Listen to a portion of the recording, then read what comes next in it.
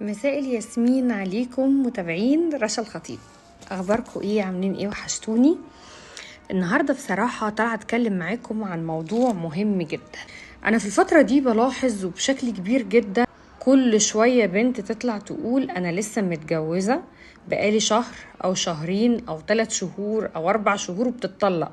يعني كان المتعارف عليه ان هي ممكن تتجوز وبعد سنة، يعني احنا بقينا يعني من فترة كده كنا بنسمع سنة وبتطلق، وكان قبل كده بتطلق بعد 3 سنين جواز مثلا. دلوقتي ممكن بنلاقي بنات بتطلب الطلاق بعد شهر او شهرين من الجواز. طيب اكتر القصص اللي احنا بنسمعها ايه؟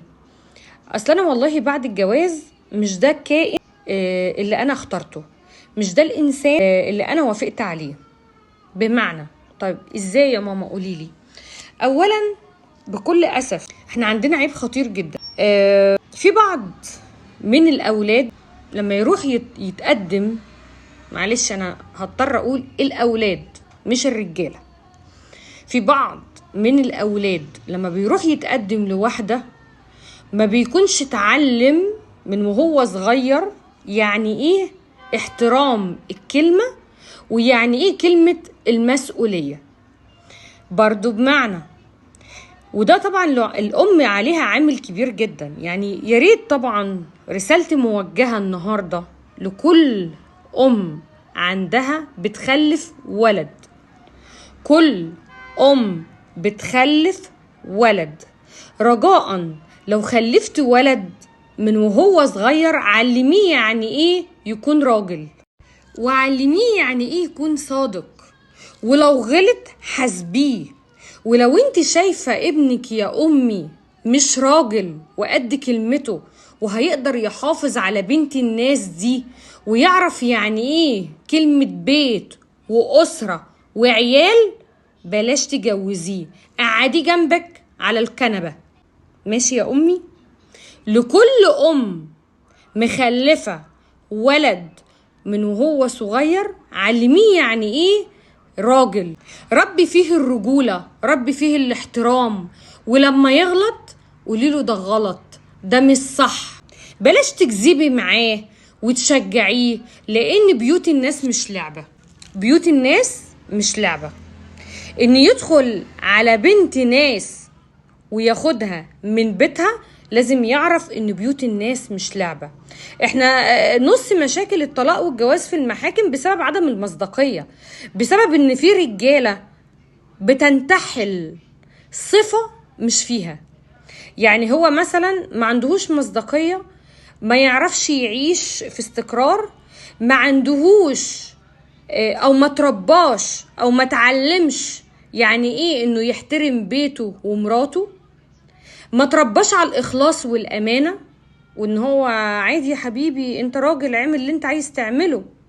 اتربى من أمه إن الولد يعمل كل شيء، وده طبعا مفهوم غلط وبيقابلنا في المجتمع العربي.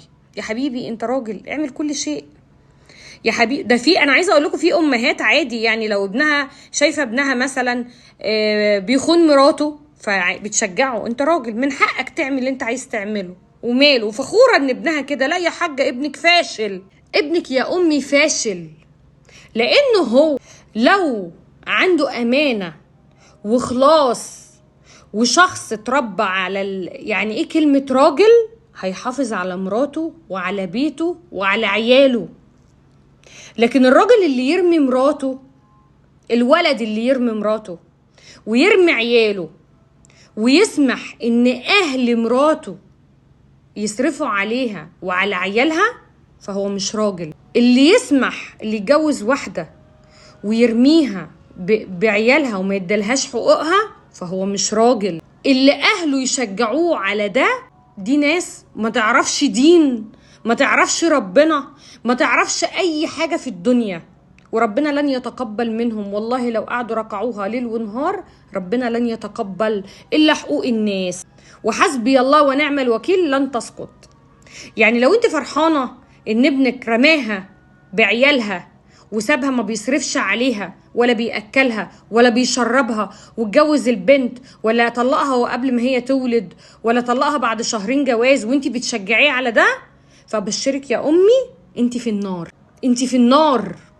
لو بتشجعي على ابنك ان ياكل حق بني ادمه خدها من بيتها، بنت بنوت خدها من بيتها من اهلها ورماها في الشارع بعيالها، فانت كده بتشجعي على الحرام اللي ربنا ما بيقبلهوش. وبعض الامهات بتدخل باسمها ايه، سوري، الحنبل حاجه كده، بالنصب، وتفشخر في ابنها في الاول، القعده الحلوه، القعده الاولى اللي هي ايه اسمها ايه، البدايات، داخله بتطبل في ابنها في البدايات، وتمدح في ابنها وتقول ده انا ابني راجل، ده بياخد مش عارفه مرتب ايه، ده مش عارف ايه، ده ابني ما بيكدبش، ده ابني مش عارف، وابني وابني وابني، ونيجي بعد الجواز نتصدم جميعا بهذا الراجل او بهذا الولد. تمام. فانا جايه اقول اتقوا الله، كفايه المحاكم اتملت. وليه الكذب؟ ليه ما نكونش واضحين مع بعض؟ انت واحد مش قد انك انت تتجوز، ما تتنيلش تتجوز، بنات الناس مش لعبه. انت واحد مش قد تربيه عيال وقد مسؤوليه وما بتعرفش تربي، عشان التربيه يا بيه مش ان انت تتجوز واحده وتطلقها وبعد كده تعيشها دور الام والاب. ربنا ما قالش كده، ربنا ما قالش كده. اختلف معاها زي ما انت عايز، وطلقها زي ما انت عايز، واتجوز زي ما انت عايز، واعمل اللي انت عايز تعمله، بس اصرف على عيالك. ما ترميهاش بعيالها وتقعد تقول اكل واشرب وادفع ايجار منين واروح فين بالعيال. ليه؟ هو ده الدين؟ هو ربنا امرك بده؟ ليه؟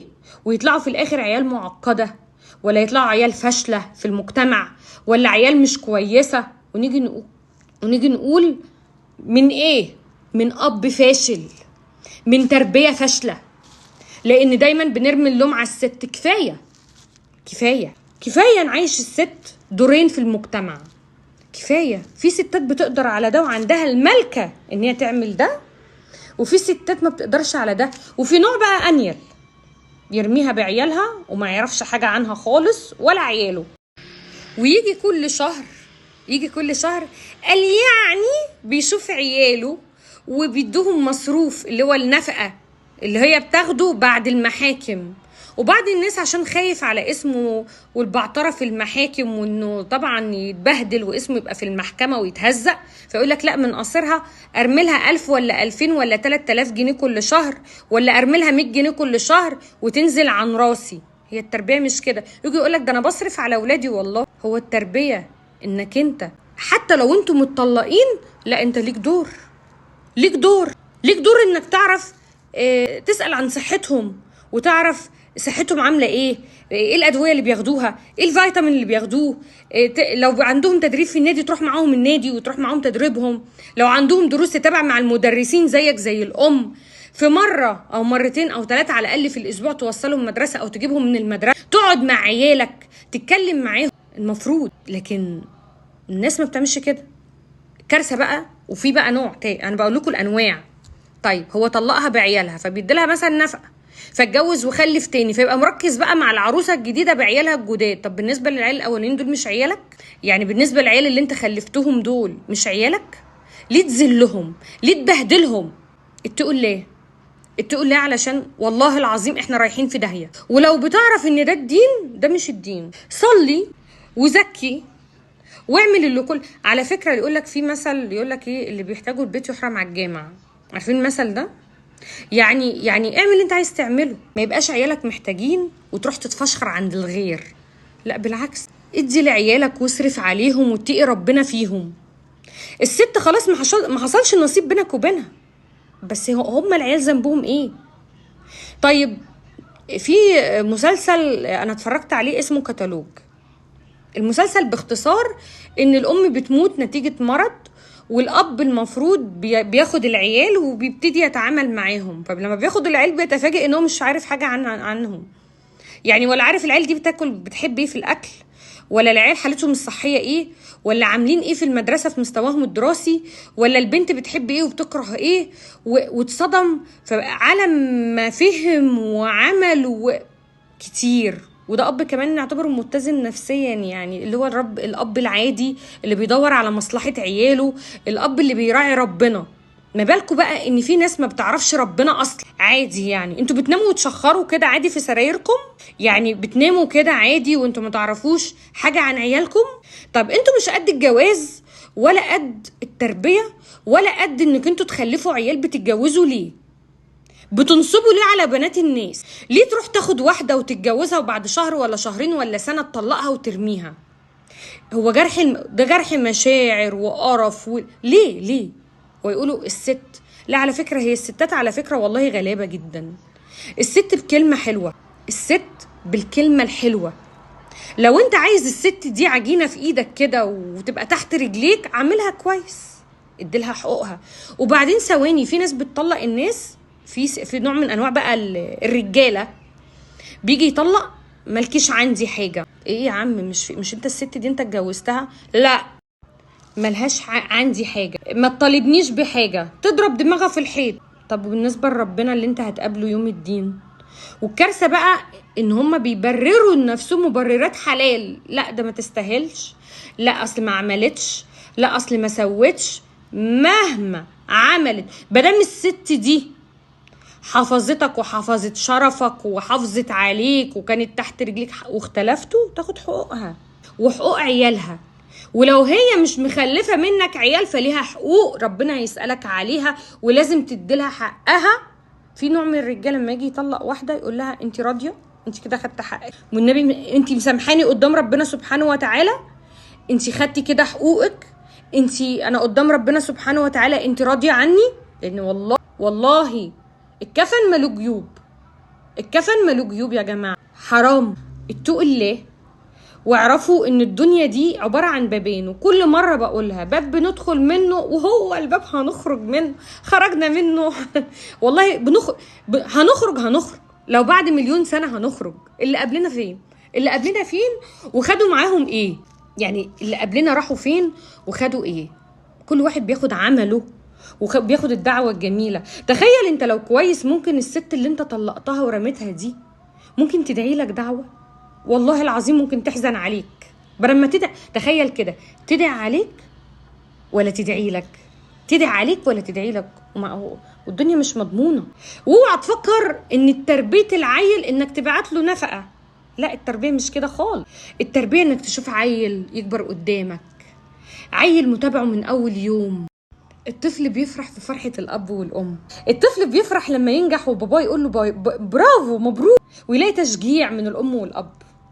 صدقوني الحياة مش بس مادة أكتر من اهتمام، التربية حاجة تانية خالص. ويا ريت لكل أم الرسالة بقى الأخيرة باختصار: لما تخلفي ولد يا أمي ربيه يعني إيه يبقى راجل.